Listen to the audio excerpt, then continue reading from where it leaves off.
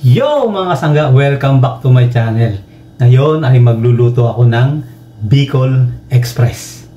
Pero ang magiging sistema ay ganito. Dahil kaming dalawa ni Commander o ni Mrs. Ako, mahilig ako sa maanghang. Siyempre gusto ko yung talagang lumalaban yung anghang eh. Pero ang Mrs. ko, ayaw niya ng maanghang. As in, ayaw niya. Kaya itong Bicol Express na lulutuin ko, kung paano ko didiskartehan na maging hindi maanghang yung kanya at yung sa akin ay maanghang, panoorin nyo ito. Ang magiging sangkap natin para sa ating lulutuing Bicol Express ay, syempre, ang unang-una na ay ang sili. Siling labuyo yan. Ayan. Naku, pag nilagay mong lahat yan, sigurado, usok. At syempre, lalagyan din natin siya ng kamatis, sibuyas, at syempre, hindi mawawala ang bawang. At hindi rin mawawala ang ating alamang o bagoong. Marami nito sa palengke, nabibili lang yan ng nakaganyan. Syempre, gagamit tayo ng gata. Dalawang gata ang gagamitin natin. Maglalagay tayo ng pangalawang gata at ito yung unang gata. At gagamit ako ng pork belly para sa ating Bicol Express.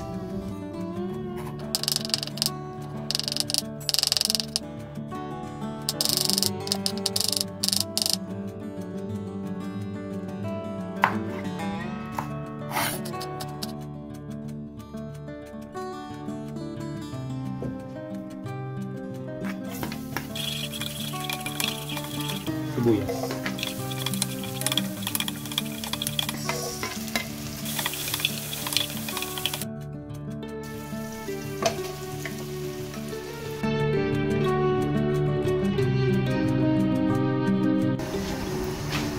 After 2 minutes, buksan na natin.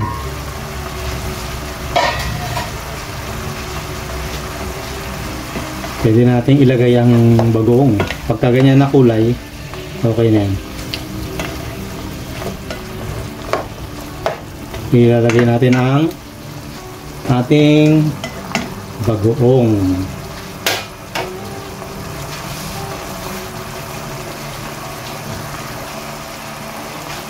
Lalagyan natin siya ng mga 1 kutsarita.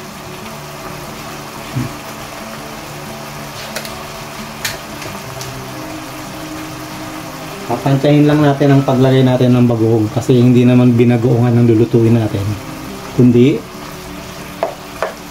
Bicol Express.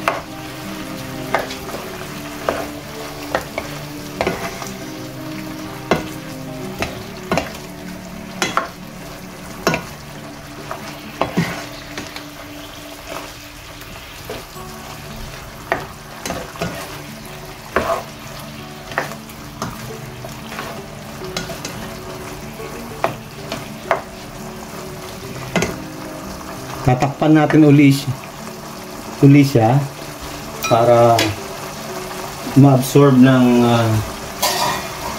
ating meat ang bagoong na nilagay natin.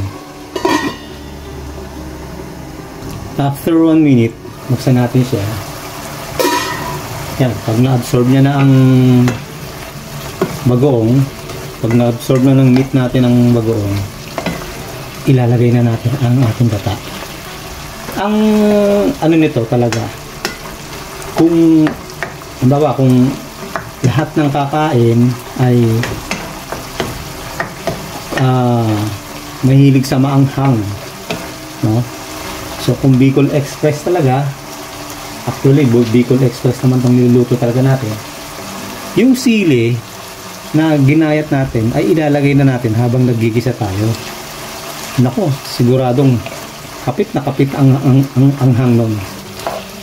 Pero dahil hindi ko siya magagawa ngayon dito, dahil si Commander nga ay hindi mahilig sa maanghang, So, later ko na ilalagay yun. Para yung sa kanya hindi maanghang, yung sa akin lang ang maanghang. Ilalagay ko na ang gata. Iyan.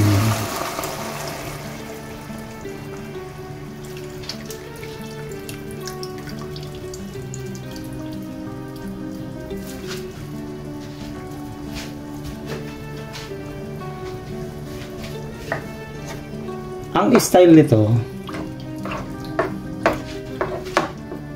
hahayaan lang natin siyang kumulo ng kumulo para maging tender ang ating pork belly.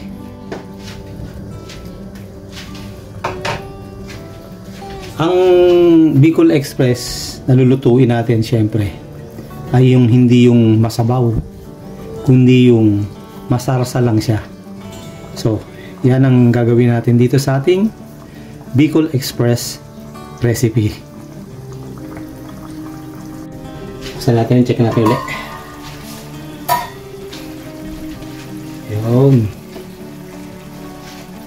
Tignan natin kung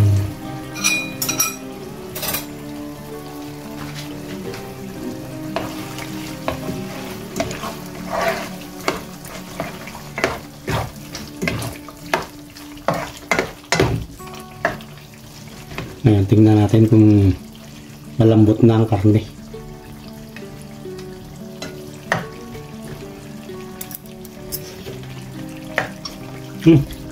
Pwede na, malambot na. Malambot na siya. Dahil malambot na ang karne, lalagay na natin tong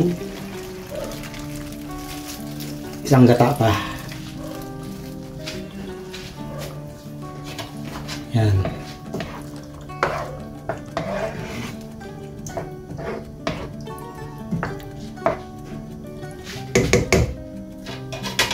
Tapos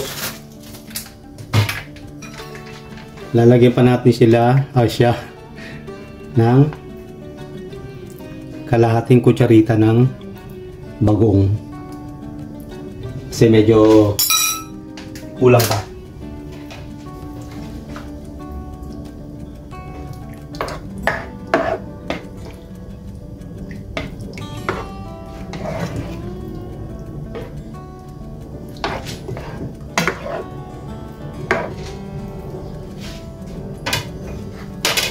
Ngayon, lalagyan natin siya ng konting paminta pa. Konti lang.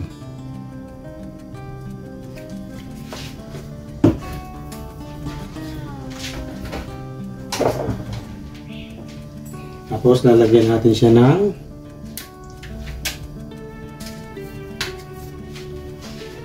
seasoning. Ngayon, haluin natin. Ngayon, nasa low fire ito.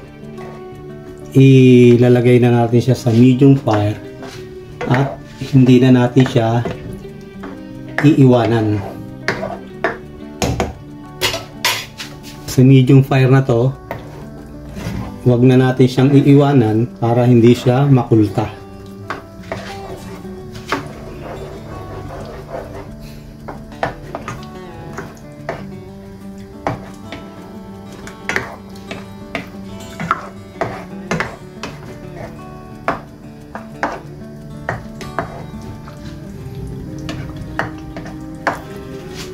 Pagka konti na yung ating sabaw o sarsa,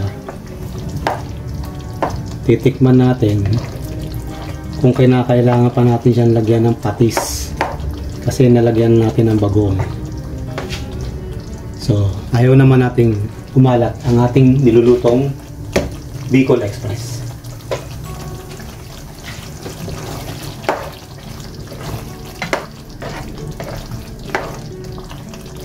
Sa pagkakataong ito, hindi na natin siya tatakpan. Hahalu-haluin na lang natin siya.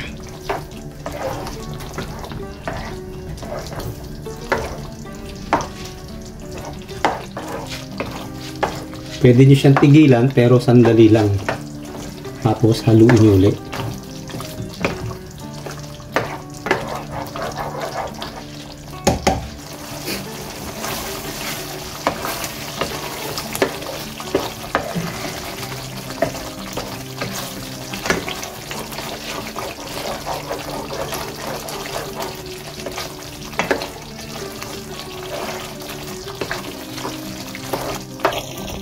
Lalagyan natin siya ng konting patis.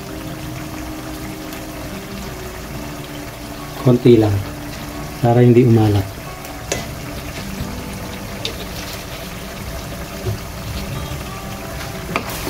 Haluin ulit natin. So ang tip ha, huwag iiwan ang paghalo.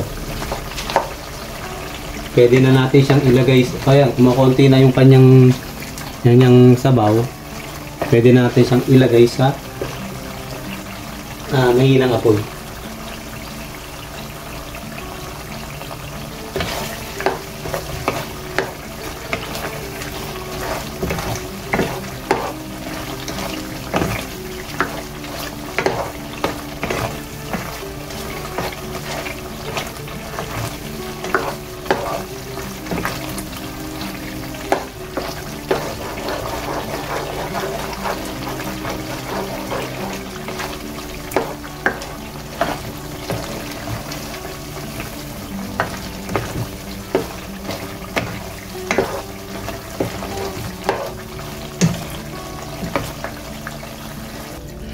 Lalagyan lang natin siya ng isang butil muna. Kasi para hindi masyadong umanghang. Ayaw talaga ni Commander na manghang. Nako, sigurado. Away.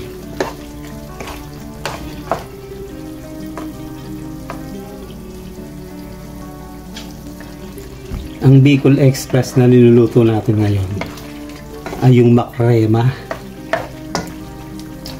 Ayan o, makrema. Makrema yan.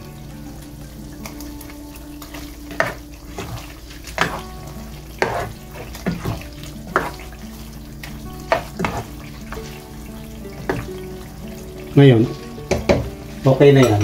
Ibubukod ko na si Commander ng kanyang hindi maanghang na Bicol Express. Ewan ko ba dito kay Commander ko. Kaya nga Bicol Express dapat manghang. Ngayon, okay na to. Ibubukod ko siya ng kanya. Iyan.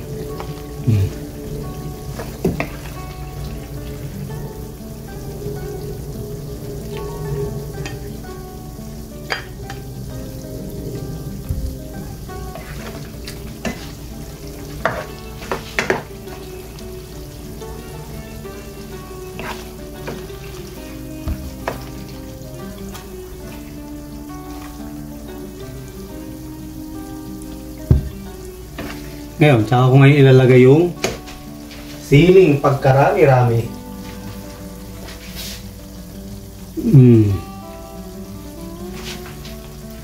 Yun. Ayan.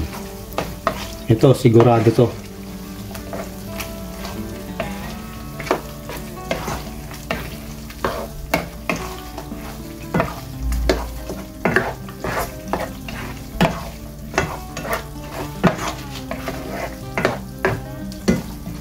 Pakpan pa natin mabuti para lumabas ang katas ng sili. Tikman nga natin.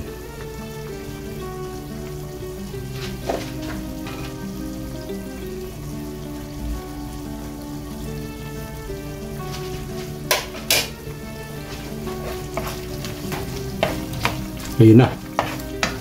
Maanghang na. Talagang maanghang na.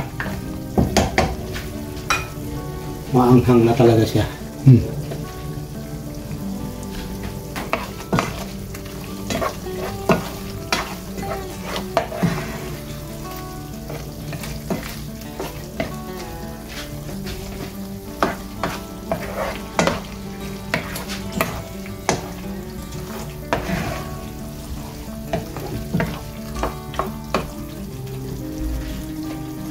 So, luto ng aking Bicol Express.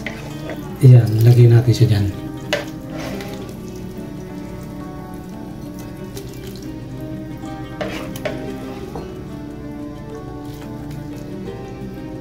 Ay, talagang nagmamantika yan. Yan ang hinahanap ko, yung nagmamantika eh. Ayan.